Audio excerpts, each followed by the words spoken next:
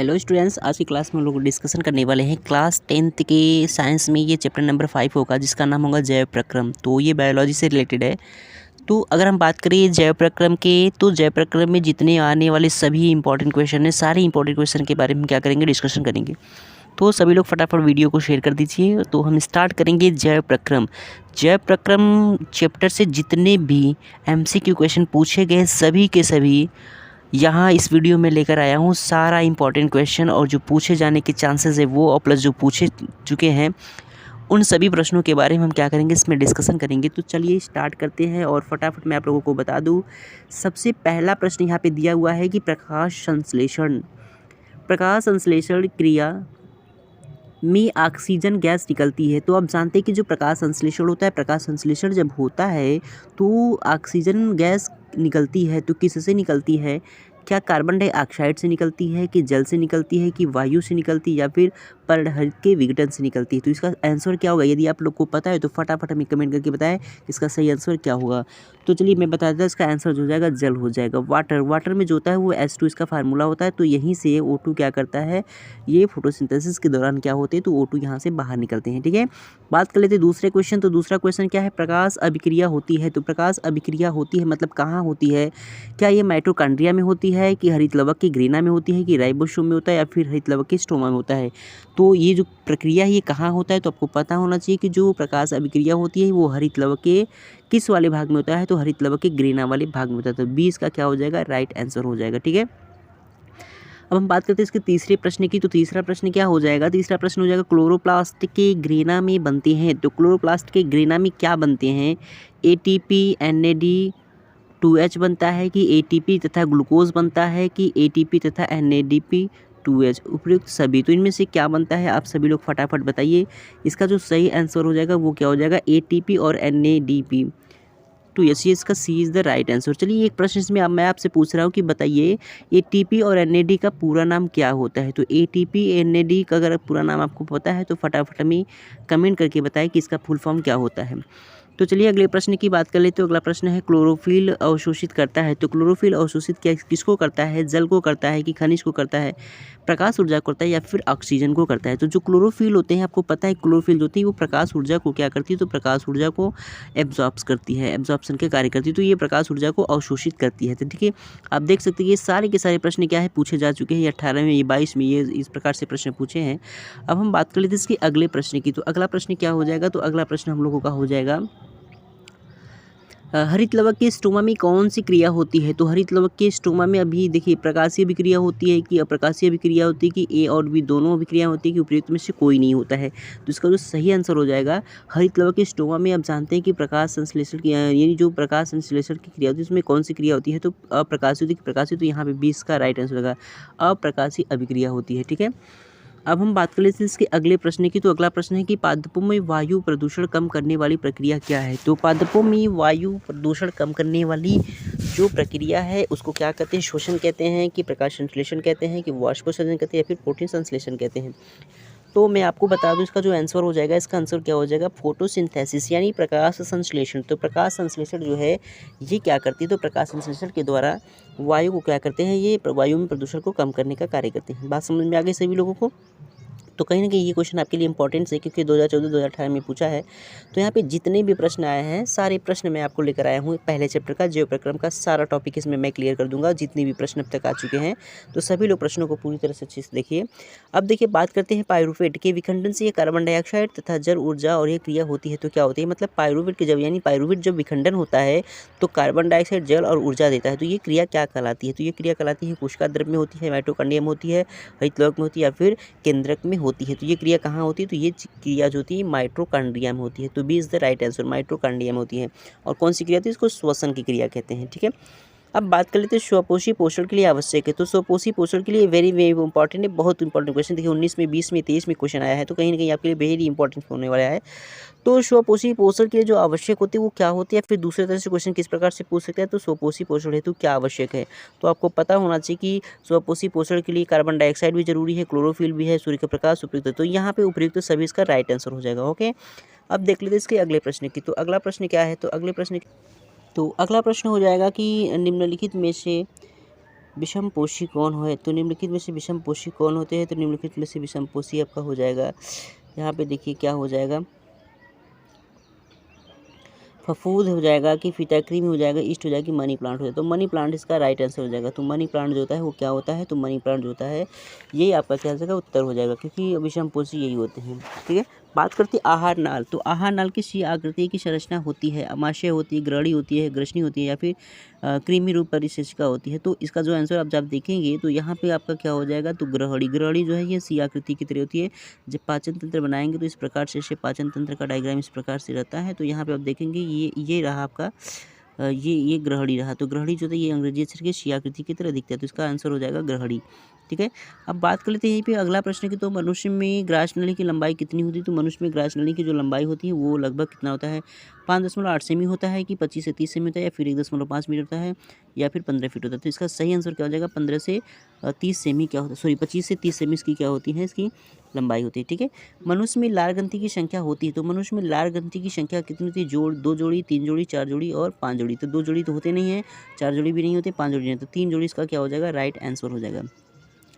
और कृमि परिशिष्टिका का भाग होता है। तो कृमि रूपी परिशिष्टिका का जो भाग होता है वो क्या होता है, वो आपका हो जाएगा बड़ी आंत। तो C is the right. Colon, colon क्या होता है, ये कृमि रूपी परिशिष्टिका का क्या होता है, भाग होता है। ठीक है, अगला प्रश्न देखिए, मनुष्य में दूध के दांतों की संख्या कितनी होती है? तो ये सभी लोगों को पता है कि मनुष्य में जो दूध के दांत होते हैं कितने होते हैं, 20 होते हैं, 24 होते हैं, 28 होते हैं, 32 होते हैं। अगर आप सबको पता है कि मनुष्य में दूध के दांतों की संख्या कितनी होती है, फटाफट हमें कमेंट करके बताइए कि मनुष्य में दांतों की संख्या, दूध के दांतों की संख्या कितनी होती है। तो इसका आंसर आप हमें बताएंगे।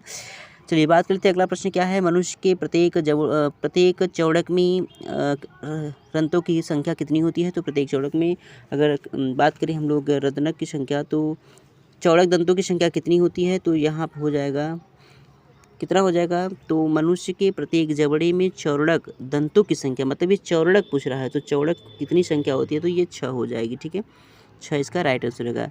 ग्रास नली द्वारा पर लटकी हुई पत्ती के समान कार्टिलेजी संरचना कहलाती है, क्या कहलाती है? एपीफेरिंक्स कहलाती है, एपिग्लॉटिस कहलाती है, और एरियोलाई कहलाती है, या सिल्समा वरल कहलाती है। तो इसका सही आंसर क्या हो जाएगा, एपिग्लॉटिस।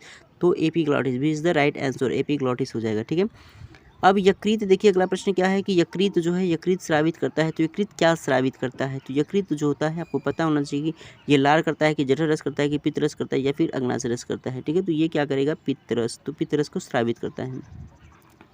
यहीं पर अगले प्रश्न की बात करें तो अगला प्रश्न क्या है, आहार नाल के पेशी संकुचन को कहते हैं। तो आहार नल के पेशी संकुचन को क्या कहते हैं? तो आहार नल के पेशी संकुचन को कहा जाता है पाचन कहते हैं, क्रमानुकुंचन कहते हैं, परिसंचरण कहते हैं, या फिर अवशोषण। ये आपका कहलाएगा क्रमानुकुंचन गति।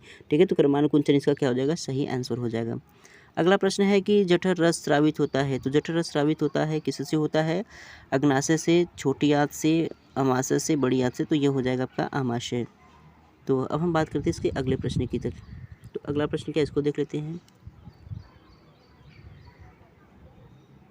अगला प्रश्न है कि निम्न में से कौन सा जो है ट्रिप्सिन एंजाइम, ठीक है, नहीं, निम्न में से कौन सा, हालांकि ये तो यहाँ से कट जा रहा है, दिख नहीं रहा है सही तरह से, लेकिन फिर भी मैं क्वेश्चन बोल दे रहा हूँ, आप लोग लिख लीजिएगा कि इसमें लिखा हुआ है कि निम्न में से विटामिन का कौन सा जोड़ा जल में घुलनशील होता है। तो आपको पता है ये विटामिन ए बी होता है, कि विटामिन बी सी होता है, कि विटामिन सी के होता है, कि विटामिन डी के होता है।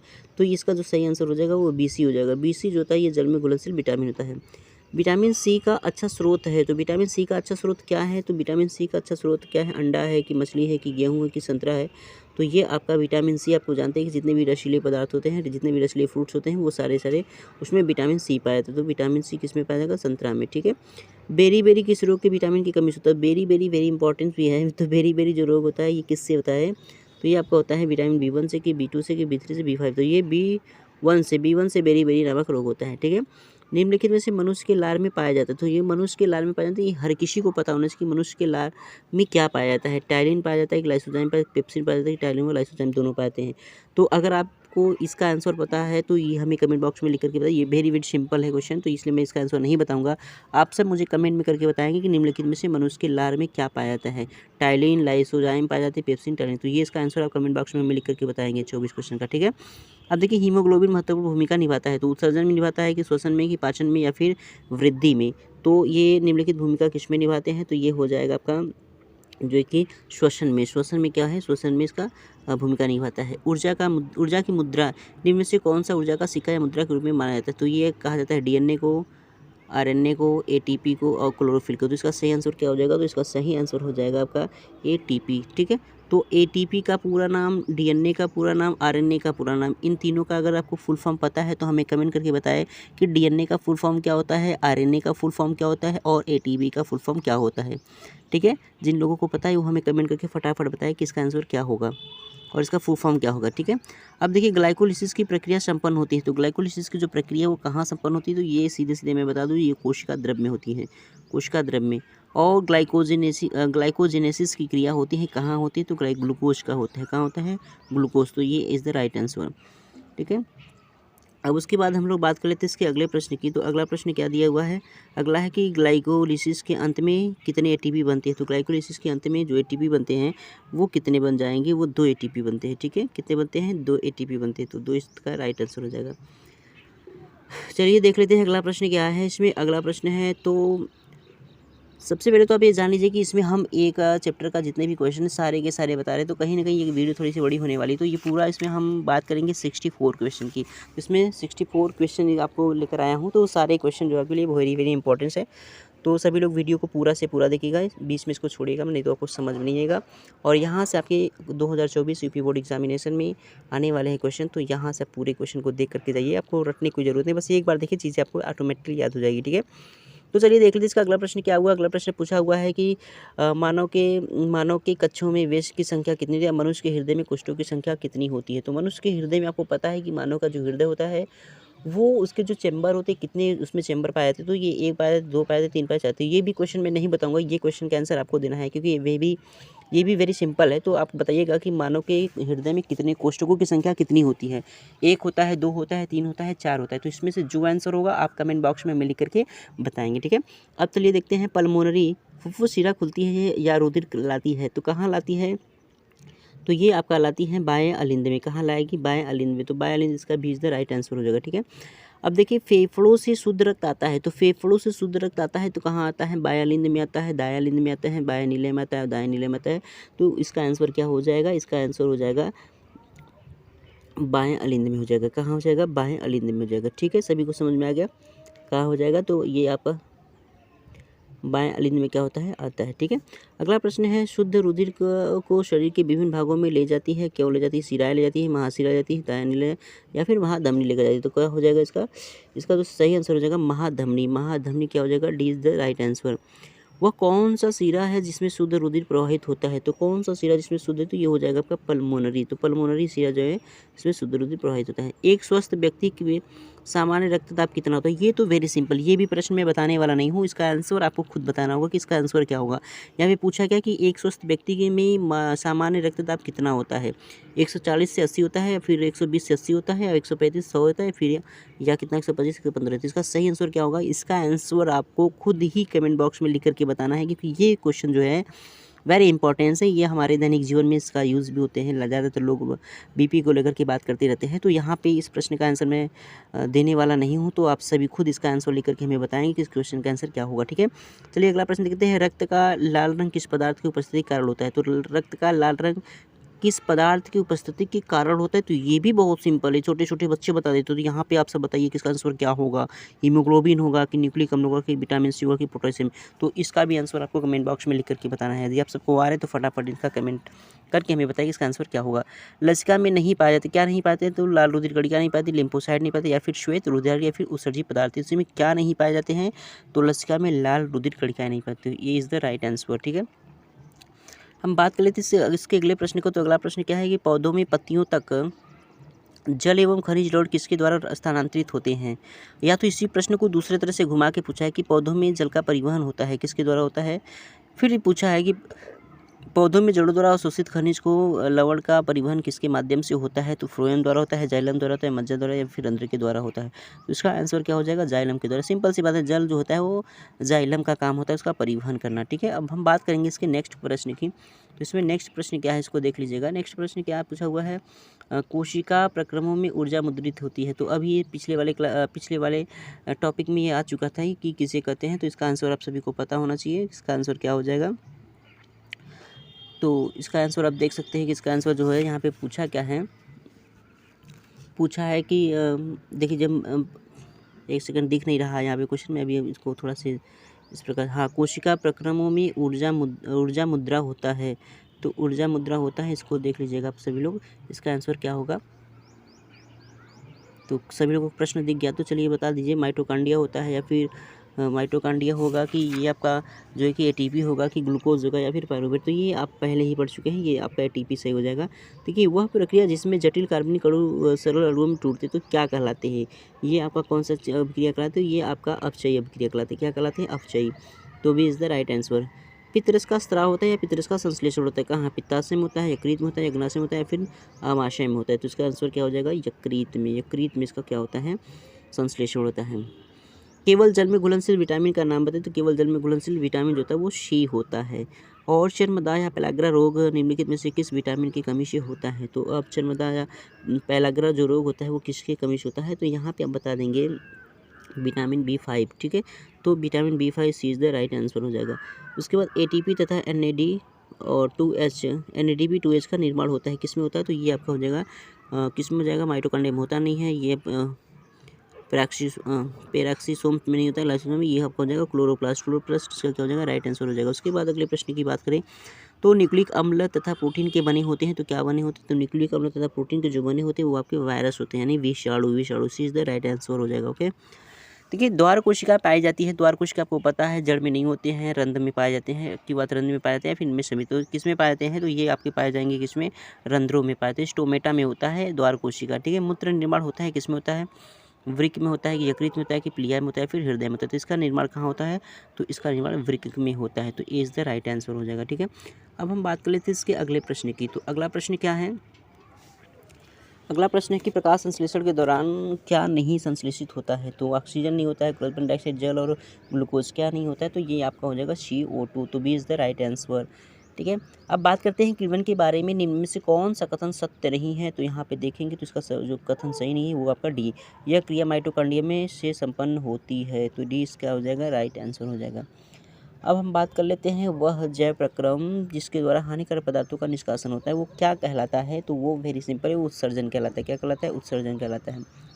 प्रकाश संश्लेषण के दौरान निम्न में से कौन सा एक क्रिया नहीं है, तो प्रकाश संश्लेषण के दौरान निम्न में से कौन सी प्रक्रिया नहीं है, तो ग्लूकोज का पायरुविक अम्ल में क्या होना, तो विखंडन। इसका डी क्या हो जाएगा, राइट आंसर। लास्ट क्वेश्चन इसका क्या हो जाएगा, निम्नलिखित में से कौन सा जोड़ा प्रकाश संश्लेषण की अभिक्रिया के प्रयोग किए हैं, तो ये इसका आंसर क्या हो जाएगा, ये होगा जल एवं कार्बन डाइऑक्साइड। तो जल एवं carbon dioxide D is the right answer, sorry C is the right answer, जल एवं कार्बन डाइऑक्साइड, तो C is the right answer. तो ये रहे चैप्टर साइंस का जो है कि क्लास 10 के साइंस के चैप्टर नंबर 5 और बायोलॉजी का टॉपिक था। तो यहाँ से हम लोगों ने ये जैव प्रक्रम वाले चैप्टर से हम लोगों ने 64 क्वेश्चन को क्या किया, कवर की। तो यहाँ से सारे क्वेश्चन वेरी वेरी इंपॉर्टेंट होने वाले हैं, तो सभी लोग इसको पूरा देख लिए हैं। और वीडियो अगर आपको अच्छा लगा है तो वीडियो को अधिक से अधिक शेयर कर दिए और हमारे चैनल को सब्सक्राइब कर लिए और लाइक कर दें।